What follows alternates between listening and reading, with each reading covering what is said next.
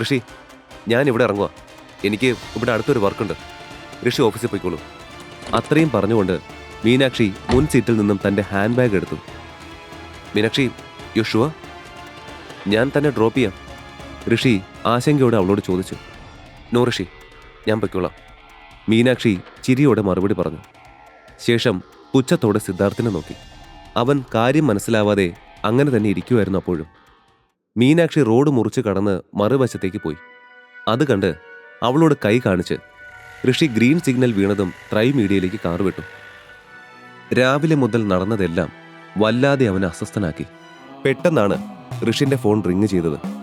സ്ക്രീനിൽ ഒരു പുതിയ നമ്പർ തെളിഞ്ഞത് കണ്ടതും അതാരായിരിക്കും എന്നവൻ ചിന്തിച്ചു. പിന്നെ ആ കോൾ എടുത്തു. ഹലോ, അവൻ സംശയത്തോടെ പറഞ്ഞു. ഹലോ ഋഷിൻ. എതിർവശത്ത് നിന്ന് മധുരമായ സ്ത്രീ ശബ്ദമുയർന്നു. ഇത് പ്രയാഗിയാണ് ഋഷിൻ. വർമാസിന്റെ ഫാമിലി പാർട്ടിയിൽ നമ്മൾ പരിചയപ്പെട്ടിരുന്നു, ഓർക്കുന്നുണ്ടോ? അവൾ ഒരു നിമിഷം സംസാരം നിർത്തി. ട്രൈ മീഡിയയുമായി ഒരു കരാർ ഒപ്പിടാൻ പറ്റിയതിന്റെ സന്തോഷത്തിൽ അവർ ഒരു പാർട്ടി അറേഞ്ച് ചെയ്തില്ലേ, അവിടെ വെച്ച്, അവൾ മടിയോടെ പറഞ്ഞു. പക്ഷേ അപ്പോഴേക്കും ഋഷിന് പ്രയാഗിയെ ഓർമ്മ വന്നു. തന്നോട് മാന്യമായി സംസാരിച്ച വളരെ ചുരുക്കം പേരിൽ ഒരാൾ. അതുകൊണ്ട് അവന് പ്രയാഗിയെ നന്നായി ഓർമ്മയുണ്ടായിരുന്നു. എനിക്ക് ഓർമ്മയുണ്ട്. ജ്വല്ലറി നടത്തുന്ന പ്രയാഗയല്ലേ? ഋഷിൻ ചോദിച്ചു. ആ അതെ, പ്രയാഗ പറഞ്ഞു. അല്ല, എന്താ എന്നെ വിളിച്ചത്? ആ പാർട്ടിയിലെ പ്രശ്നത്തിന് ശേഷം നിങ്ങളെ കണ്ടിട്ടേ ഇല്ലല്ലോ. എന്റെ എന്തെങ്കിലും സഹായം ആവശ്യമുണ്ടോ? ഋഷിൻ സംശയത്തോടെ ചോദിച്ചു. അത് ഒരു കാര്യം അറിയാൻ വേണ്ടിയാ ഋഷിനെ ഞാൻ വിളിച്ചത്. വേറൊന്നുമല്ല, ഈ മഹാദേവി വർമ്മയുടെ ബർത്ത്ഡേക്ക് പാർട്ടിയുടെ അന്ന് ഒരു ആന്റിക് മോളെ താൻ കൊണ്ടുവന്നിരുന്നില്ലേ? പ്രയാഗ ചോദിച്ചതും ഋഷിൻ ആശ്ചര്യത്തോടെ കേട്ടു. ആ അതെ, കൊണ്ടുവന്നിരുന്നു. പക്ഷേ തനിക്കതെങ്ങനെ അറിയാം? ഋഷി ചോദിച്ചു. ആ പാർട്ടിയിൽ ഞാൻ നിങ്ങളുടെ കൂടെ പുറകിലിരിക്കുമായിരുന്നു. ഋഷി എന്നെ കണ്ടു കാണില്ല. അന്ന് നിങ്ങൾ ആ വള പുറത്തെടുത്തപ്പോ ഞാൻ അത് കണ്ടു. അതിനെപ്പറ്റി ചോദിക്കാനാ ഞാൻ വിളിച്ചത്. ഋഷിന്റെ കയ്യിൽ ഇപ്പോഴും അതുണ്ടോ? പ്രയാഗ പ്രതീക്ഷയോടെ ചോദിച്ചു. അത് കേട്ടതും ഋഷിൻ ഒരു നിമിഷം നിശബ്ദനായി. അന്നത്തെ ദിവസം അവൻ അത്ര നല്ല ഓർമ്മയായിരുന്നില്ല. സിദ്ധാർത്ഥും ശരത്തുമായിട്ട് വഴക്കുണ്ടാക്കിയത് കാരണം അവന് ആ ഗിഫ്റ്റ് മഹാദേവിക്ക് കൊടുക്കാൻ പറ്റിയിരുന്നില്ല. അതുകൊണ്ട് തന്നെ ഇപ്പോഴും അതവന്റെ കൈവശമുണ്ടായിരുന്നു. അതൊരു സാധാരണ വളയാണ് പ്രയാഗ. അതിനോട് തനിക്കെന്താ ഇത്ര താല്പര്യം? ഋഷി പ്രയാഗയെ വിശ്വാസം വരാത്തതുപോലെ ചോദിച്ചു. കാരണം ശ്രീലക്ഷ്മി പോലും ആ വള കണ്ടിട്ട് വലിയ താല്പര്യം കാണിച്ചിരുന്നില്ല. ഋഷിൻ, വർമ്മ കുടുംബത്തിന് ഇതേക്കുറിച്ച് ഒട്ടും അറിയില്ലായിരിക്കാം. പക്ഷേ ഞാൻ അങ്ങനെയല്ല. ആ വള എത്ര റെയറാണെന്ന് മറ്റാരെക്കാളും എനിക്കറിയാം. ഒറ്റ നോട്ടത്തിൽ തന്നെ ഞാൻ അത് മനസ്സിലാക്കിയതാ. അതുപോലൊരു ഡിസൈൻ ഞാൻ എവിടെയും കണ്ടിട്ടില്ല. ഞാൻ ചുറ്റി വളയ്ക്കാതെ കാര്യം പറയാം. എനിക്കിപ്പോഴും അത് കാണണമെന്ന് ആഗ്രഹമുണ്ട്. അതിന്റെ കുറച്ച് ഫോട്ടോസ് എനിക്ക് വേണമായിരുന്നു, if you don't mind. Prayaga അതിയായ ആഗ്രഹത്തോടെ ചോദിച്ചു. ആ അത്രേ ഉള്ളോ? അതിനെന്താ, ഫോട്ടോ തരാലോ. പ്രയാഗയെ പോലെ തന്നെ ഇത്തരം പുരാതന വസ്തുക്കളോട് താല്പര്യമുള്ളയാളാണ് ഋഷിനും. തന്നെ പോലെ ഇതിൽ ഇഷ്ടം പ്രകടിപ്പിക്കുന്ന വ്യക്തികളെ അവന് ഭയങ്കര ഇഷ്ടമായിരുന്നു. അതുകൊണ്ട് തന്നെ പ്രയാഗയുടെ ആഗ്രഹത്തിന് അവൻ പെട്ടെന്ന് സമ്മതിച്ചു. ശരിക്കും thank you so much Rishin. താനിപ്പോ ഫ്രീ ആണെങ്കിൽ ഇപ്പൊ തന്നെ ഞങ്ങളുടെ ഷോറൂമിലേക്ക് വന്നോ. അഡ്രസ് ഞാൻ അയച്ചു തരാം. പ്രയാഗ ആവേശത്തോടെ പറഞ്ഞതും ഋഷിൻ അത് നിരസിക്കാൻ കഴിഞ്ഞില്ല. തൽക്കാലം ജോലി ചെയ്യാൻ താല്പര്യമില്ലാത്തത് കൊണ്ട് അവൻ അവിടേക്ക് പോകാമെന്ന് തീരുമാനിച്ചു. അവളുടെ ജ്വല്ലറി ഷോപ്പ് എങ്ങനെയുള്ളതാണെന്നും അവിടെ എന്തൊക്കെ ആന്റിക് പീസസ് കാണുമെന്നും അറിയാൻ അവൻ ആഗ്രഹം തോന്നി. ഋഷിൻ വരാമെന്ന് പറഞ്ഞ് കോള് കട്ട് ചെയ്തു. 1 മണിക്കൂറിനുള്ളിൽ തന്നെ അവൻ അവിടെ എത്തി. താൻ ഒരുപാട് നാളായി കാണാൻ കൊതിക്കുന്ന ആന്റിക് ഷോപ്പാണ് അവളുടെ കടയെന്ന് അറിഞ്ഞപ്പോൾ ഋഷിന് തന്റെ സന്തോഷം അടക്കാനായില്ല. ഋഷിൻ വാതിൽ തുറന്ന് അകത്ത് കടക്കാൻ ശ്രമിച്ചതും സെക്യൂരിറ്റി ജീവനക്കാരൻ അവനെ തടഞ്ഞു. എക്സ്ക്യൂസ് മീ സർ, നിങ്ങൾക്ക് ഇവിടെ എന്തെങ്കിലും അപ്പോയിന്റ്മെന്റ് ഉണ്ടോ? സെക്യൂരിറ്റി ചോദിച്ചു. എന്താ? ഋഷിൻ ചോദ്യഭാവത്തിൽ അവനെ നോക്കി. സർ, ഈ കടയ്ക്കുള്ളിൽ പോകണമെങ്കിൽ പ്രത്യേകം അപ്പോയിന്റ്മെന്റ് വേണം. അല്ലെങ്കിൽ വിൽക്കാൻ എന്തെങ്കിലും പഴക്കമുള്ള സാധനം കൊണ്ടുവരണം. അല്ലാതെ ഇതിനുള്ളിൽ ആരെയും കയറ്റാറില്ല. സാർ ഇവിടെ വന്നതിന്റെ കാരണം എന്താണെന്ന് വ്യക്തമാക്കാവോ? സെക്യൂരിറ്റി ചോദിച്ചു. പ്രയാഗ എന്നോട് വരാൻ പറഞ്ഞിരുന്നു. അതാ ഞാൻ മാഡത്തെ ഒന്ന് വിളിച്ചറിയിക്കട്ടെ, എന്നിട്ട് സാറിനെ അകത്തേക്ക് കൊണ്ടുപോവാം. സെക്യൂരിറ്റി പറഞ്ഞത് കേട്ട് ഋഷി ഒരു ചിരിയോടെ അവിടെ നിന്നു. സെക്യൂരിറ്റി വിളിച്ചതും ഋഷിൻ വന്നതറിഞ്ഞ് പ്രയാഗ തന്റെ ഓഫീസ് മുറിയിൽ നിന്നും പുറത്തേക്കിറങ്ങി. എന്നിട്ട് വേഗത്തിൽ അവന്റെ അടുത്തേക്ക് നടന്നു. ഋഷി, വാ, എന്താ അകത്ത് വരാതെ പുറത്തു തന്നെ നിൽക്കുന്നത്? അവൾ അവനെ വേഗം അകത്തേക്ക് കൊണ്ടുപോയി. ഋഷിയെയും കൂട്ടി പ്രയാഗ തന്റെ ഓഫീസിലേക്ക് നടന്നു. അവിടെ എത്തിയപ്പോൾ ഋഷി വള അടങ്ങിയ പെട്ടി പ്രയാഗയ്ക്ക് കൊടുത്തു. ഋഷി, ഇതിനെക്കുറിച്ച് തനിക്ക് അറിയാവുന്ന കാര്യങ്ങളൊക്കെ ഒന്ന് പറയൂ, പ്രയാഗ ആവേശത്തോടെ ചോദിച്ചു.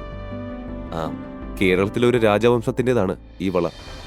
കടായി ശൈലിയിലും ത്രിഖനി വെച്ചും യഥാർത്ഥ കല്ലുകളിലും നിർമ്മിച്ചതാണ് ഈ സ്വർണ്ണവള. പകലിന്റെ വെളിച്ചത്തിൽ ഒരു പാറ്റേൺ, രാത്രിയുടെ ഇരുട്ടിൽ മറ്റൊരു പാറ്റേൺ, അങ്ങനെ കാണുന്ന രീതിയിലാണ് നിറം മാറുന്ന ഈ വജ്രക്കല്ലുകൾ കൊണ്ട് ഇതുണ്ടാക്കിയത്. ലോകത്തിൽ തന്നെ ഇതൊരൊറ്റ പീസാണ്. ഋഷിൻ പറഞ്ഞതൊക്കെ പ്രയാഗ താല്പര്യത്തോടെ കേട്ടിരുന്നു. വാവ്, ഞാനിതിന്റെ ഫോട്ടോസ് ഒന്ന് എടുക്കട്ടെ, പ്രയാഗ ചോദിച്ചു. എത്ര ഫോട്ടോ ആണെങ്കിലും എടുത്തോളൂ, ഋഷി പുഞ്ചിരിയോടെ അവളോട് പറഞ്ഞു.